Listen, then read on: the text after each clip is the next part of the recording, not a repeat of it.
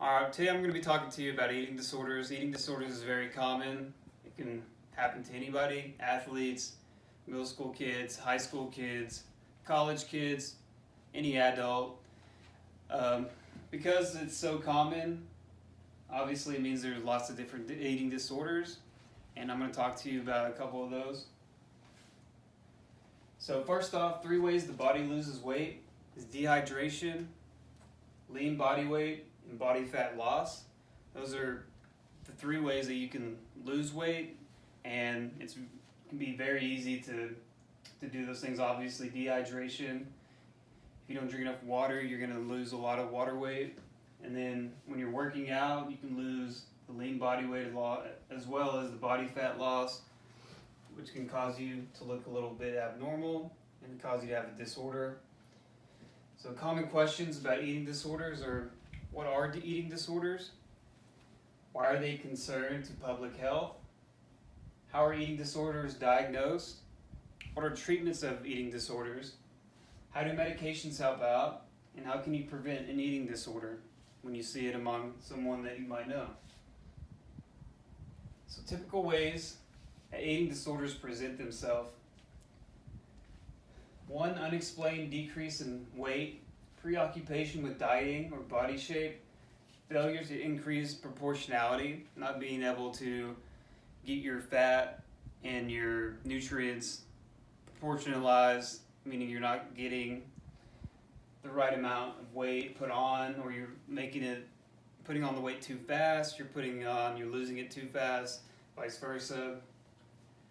So another way someone presents themselves is a parent or significant other express concerns about child partner being preoccupied with their weight or unexplained weight loss, signs of vomiting without medical illness, signs to look out for excessive use of bathroom or showers after meals, and also disappearance of food and relentless workouts.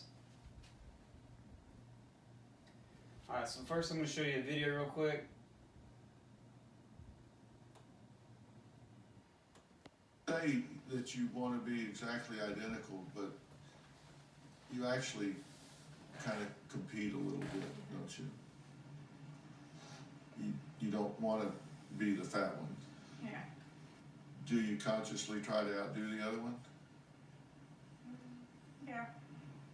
Do you think that you, right now, would you describe yourself as too heavy, too thin, about right? Too thin. Too thin? But yet, you don't want to gain any weight. Correct. Okay. How about you? Do you describe yourself as too thin, about right, or too heavy? About right. About right? And when you look at your sister, what do you see? Do you see her as looking too thin? Yes. Do you see her as looking unhealthily thin? Yes. But when you look in the mirror, do you see yourself as looking unhealthily thin? No. And when you look at your sister, what do you see? Someone really thin. Too thin? Mm-hmm. So you recognize that you think she would look better if she gained weight? Mm-hmm.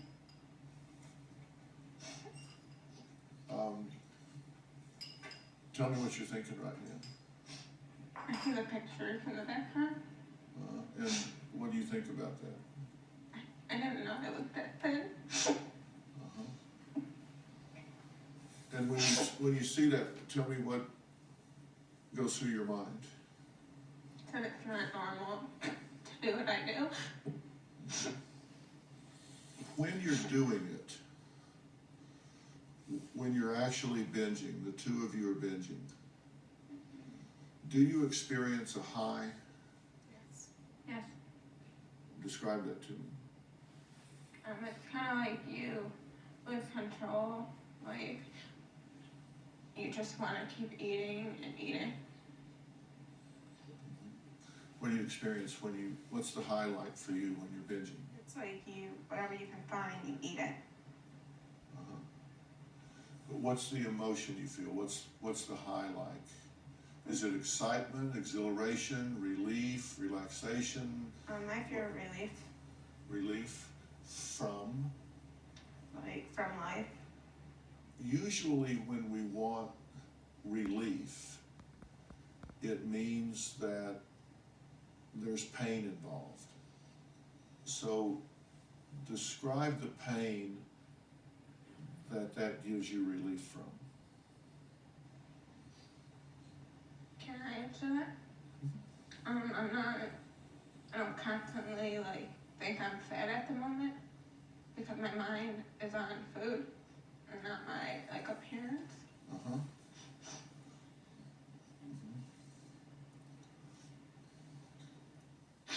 Tell me what you're thinking right now.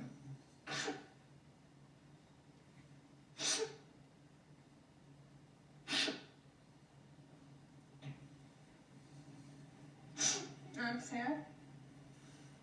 Why? That was a picture when I knew how to eat normal and didn't constantly hate myself. Do you miss her? I do. Do you miss her life?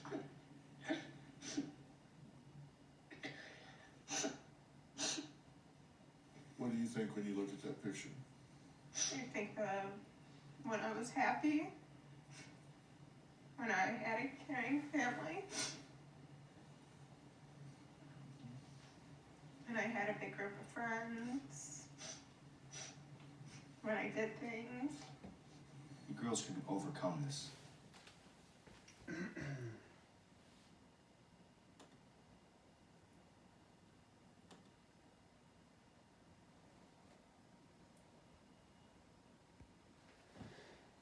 Alright, facts about eating disorders. Eating disorders at their core are disorders of eating behavior that develop to deal with problems in a variety of areas of life.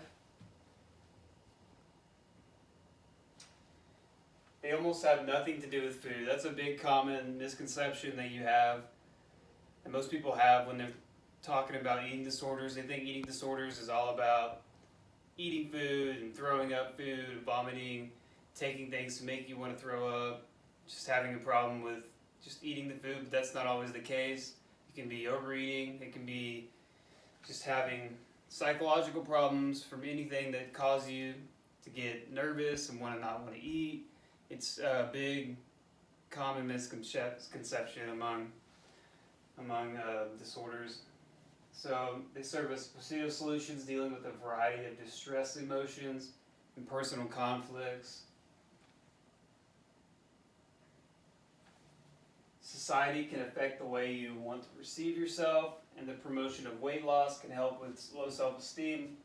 Others can become envious of this problem. Like they'll see, like on magazines, they'll see models who are skinny who probably have eating disorders, and they think, oh, I want to be that person that looks like that just because they're on the magazine, because they're being highlighted as social influencers, and that's a really bad way to go about how you want to look.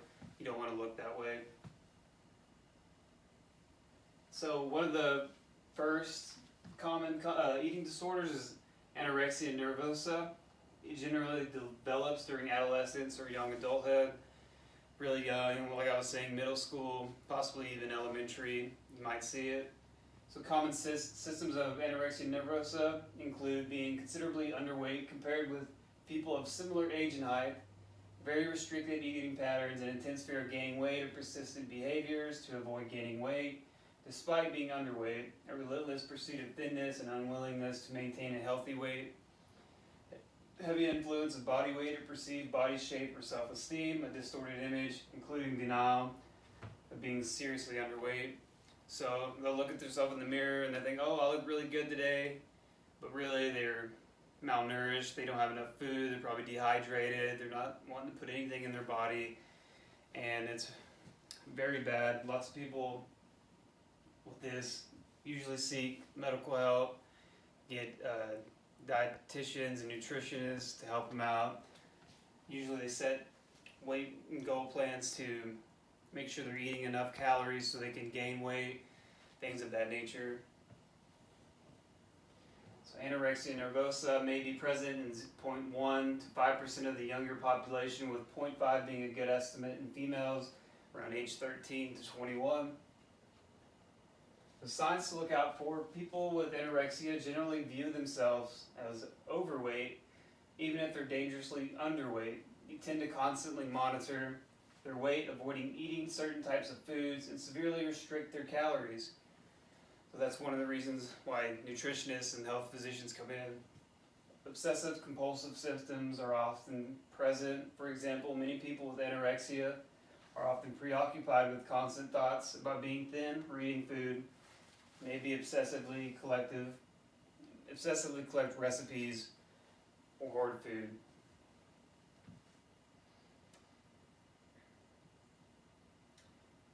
So effects of having eating disorder. Anorexia can be very damaging to the body. Over time, individuals living with it may experience the thinning of their bones, infertility, brittle hair, and nails, and growth of the layer of fine hair all over the body. You'll see it kind of looks like they're almost deformed in a way because their body just starts deteriorating and they're not getting the nutrition they need.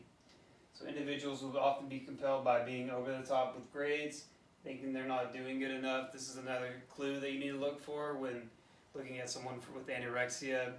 They want to always do better. They can go and have perfect grades, and they always can go the next day thinking, I need to do more than I did yesterday.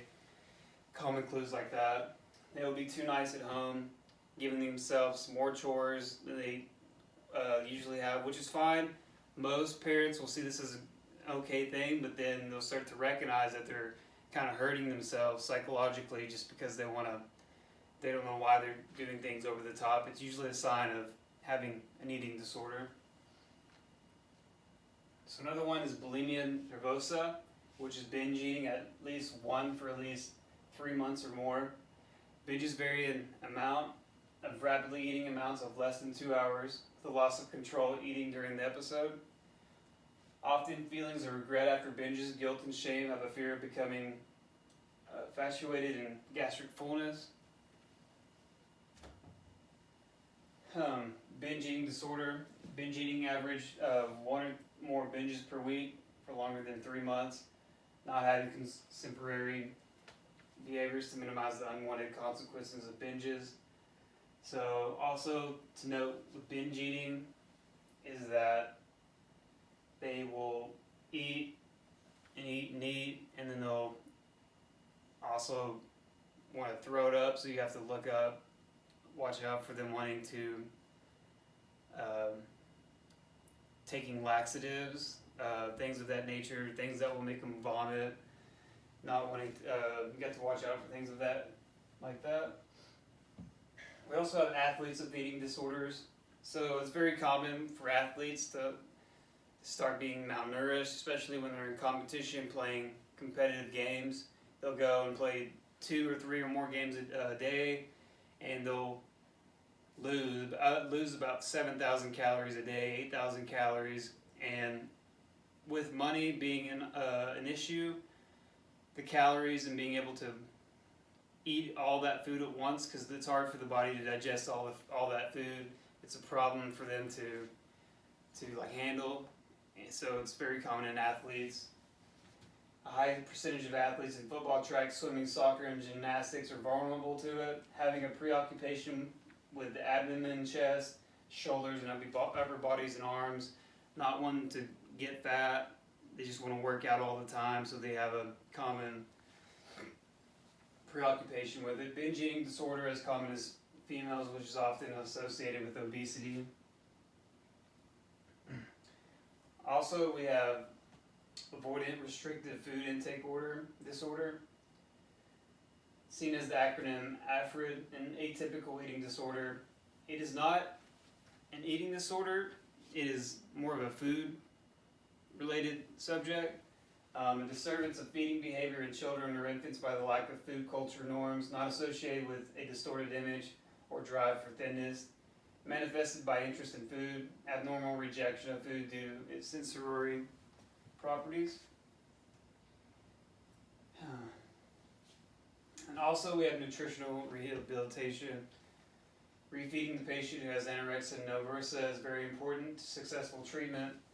Centers often use behavioral techniques, cognitive restructuring, and oral caloric intake to achieve the goal of weight restoration. Follow-ups are very important to the rehabilitation when successfully maintaining the eating disorder.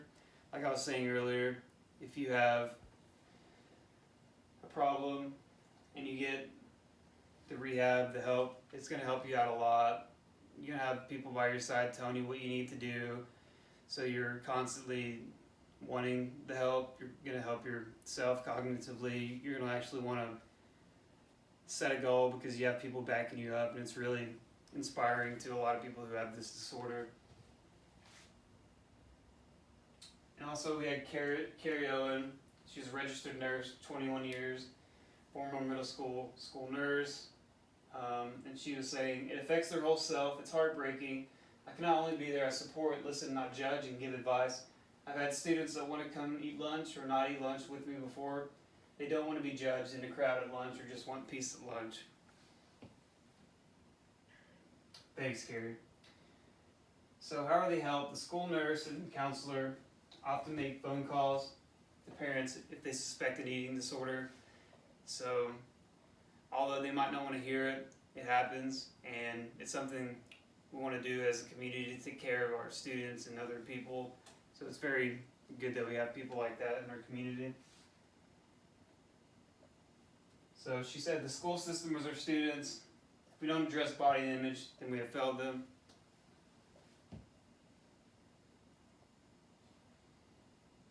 And if y'all have any questions, feel free to throw them at me.